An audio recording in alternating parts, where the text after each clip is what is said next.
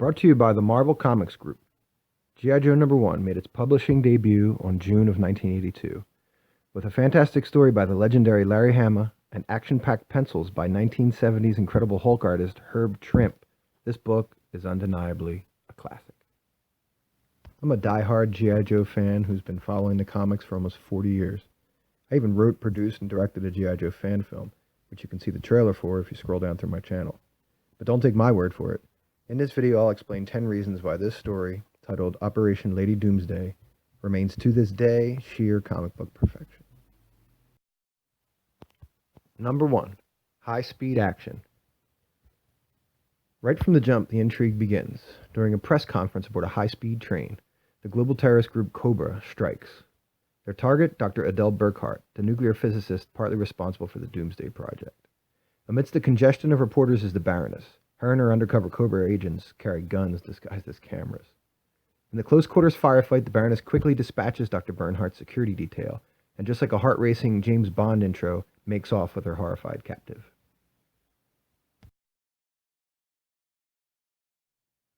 Number 2. Surprising doses of political realism. Next, we are taken to the Pentagon, where a young General Flagg converses with an old brass hat, General Austin.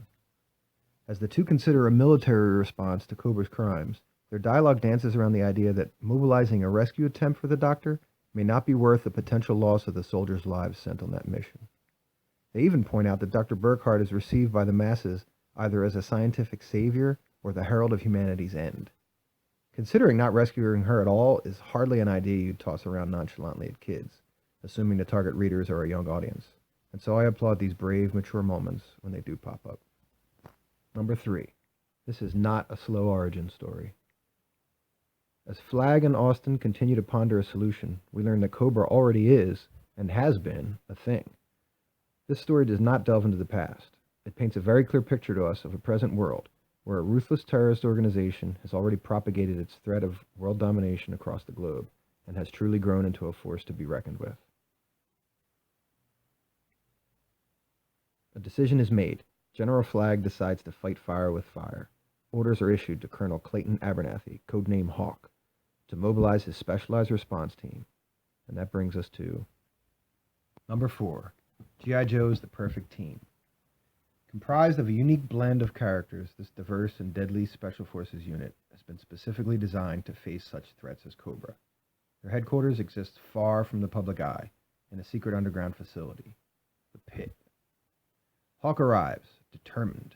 He descends past a motor pool stocked with an impressive array of armored jeeps, multi-ordnance battle tanks, and heavy artillery to bring us here, to this hilarious and unforgettable training facility shot. The Pit is like a firehouse, and the Joes live here like a semi-functional family, easily bullseyeing targets with precision lasers and exotic crossbows, practicing martial arts, or just being effortlessly cool and waiting to respond to any threat at a moment's notice. Here, as Hawk breaks down the mission to rescue Burkhart, more of that realism pops in. The Joe's first impression of the Doctor is that she's a traitor. Shortfuse doesn't trust her. The ever-silent Snake Eyes even goes as far as to suggest, with hand signals, that a B-52 bombing run on Cobra Island would ensure an end to their enemies. Hawk explains how the media has painted a negative picture of Dr. Burkhart, but regardless, it's a soldier's job to defend every citizen, even if that citizen's opinion is different than your own. This short but effective introduction shows us that the Joes aren't mindless muscle, but instead each thinks for themselves, and Hawk is the perfect leader to keep them in line. Number 5. Cobra Commander is a villain par excellence. Cobra Commander is 100% full of all of the egomaniacal charisma you'd expect from an eccentric Bond villain. With his over-the-top costume regalia and dramatic explosions of movement, he dominates any panel he is drawn in, even if he is losing. When he speaks, the commander is headstrong, intimidating, and never once are we given reason to question if he is deserving of his seat of power, unlike his cartoon depiction. Cobra soldiers and other minions treat him with the respect of a fanatical adherent. They even obey commands perfectly well, knowing doing so may lead to their deaths. Number 6. No interruptions. There isn't one single non-G.I. Joe related advertisement in the entire comic. What a treat it is to flip through page after page and see no conflicting imagery. Oh, well, okay, maybe one. But nobody's going to argue with the Hulk. Anyway, this story feels sacred, like the perfect night out at the movies, with no distractions by annoying audience members. Number 7, Larry Hama.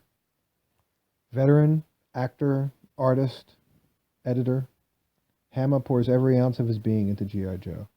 From his military training as a firearms and explosives ordnance expert in the Vietnam War, to his study of swordsmanship and various martial arts disciplines. His time editing Wonder Woman and Super Friends for DC Comics shows in these clean panel-to-panel progressions. Dr. Burkhart has more designs bouncing around in her pretty little head than the Russians have tanks.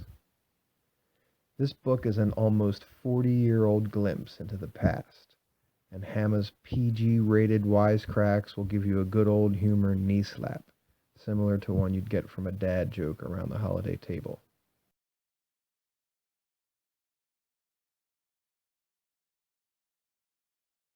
With an ensemble cast of over a dozen Joes to juggle, any storyteller would be hard-pressed to give them each their proper face time. Larry Hama handles this problem pragmatically. He splits the Joes up into teams. This brings me to number 8, layers of action. My favorite thing in a climactic battle scenario is when multiple encounters are occurring at once, and each must succeed, or none shall. Like in Return of the Jedi. The rebels scramble to deactivate the Death Star shield on Endor, while the entire fleet fights desperately in an outer space dogfight to stay alive for long enough to exploit that advantage. All the while, Luke Skywalker is inside the Death Star, facing Darth Vader and the evil Emperor who threatens to consume both of their souls. G.I. Joe number 1 has that kind of 3-part action. The designs for the perfect military operation are in place, but with one misstep, Cobra will kill Dr. Burkhart and the hundreds of innocent civilians living on Cobra Island. Green light. The clock is ticking. The Joes advance on Cobra Island, Navy SEALs style. Geared up, packed into a raft, riding over choppy waters under cover of darkness. The Joes are spotted by Cobra surveillance. A firefight breaks out. And nothing can be better than watching Stalker take flight with his iconic jetpack and cover his teammates as they storm the beach. Team A is Scarlet and Snake Eyes. With ninja-like stealth, they infiltrate Cobra Castle and murk the unsuspecting lookouts from the shadows. Team B, agents of subterfuge Stalker, Grunt, and Shortfuse, mortar the airfield as a distraction tactic. Team C is tech support. Flash and Breaker navigate around obstacles like electrified fences and power lines encased in steel piping. Watching these two is like something out of an old episode of MacGyver. Flash fires his signature laser rifle to melt through impervious barriers, and Breaker comes across as a techno-wizard when he hacks into the Cobra Island radar to cover the tracks of the arrival of Team D, who blasts in with a gnarly wave of artillery muscle comprised of Hawk, Clutch, Zap, Rock and Roll, Grand Slam, and Steeler. Cobra's ground forces are shattered. G.I. Joe teams B and C reunite. All the while, Steeler battles for his life to take down the gates of Cobra Castle. Cobra Commander decides that now is the time to reveal his master plan. Dr. Burkhart is the bait. Under armed escort, she is taken from the castle. Stalker intercepts in a daring rescue, only to discover that it is the Baroness in disguise. The Joes took the bait. Now Cobra Commander has ample time to don his protective battle helmet and escape via helicopter with the real Dr. Burkhart, having left 5 tons of high explosives buried underneath the castle, a death trap for the G.I. Joe team. Luckily, Team A was already inside the building, although I can't imagine what they've been doing all this time. Nonetheless, Scarlet and Snake Eyes slip in just before a 12-inch steel door seals off Cobra's escape, and with throwing stars and Uzi blasts, they save the day. What's the Baroness doing here again? I thought she left... Oh, man. I gotta read this story again. The 12-inch steel door doesn't stand a chance against a heavy artillery laser. The cavalry arrives, and while the Joe's attention is focused on the injured Dr. Burkhart, Cobra Commander and the Baroness slip away. Burkhart warns the Joes of the explosives, so they quickly board the Cobra helicopter and escape the castle in the nick of time.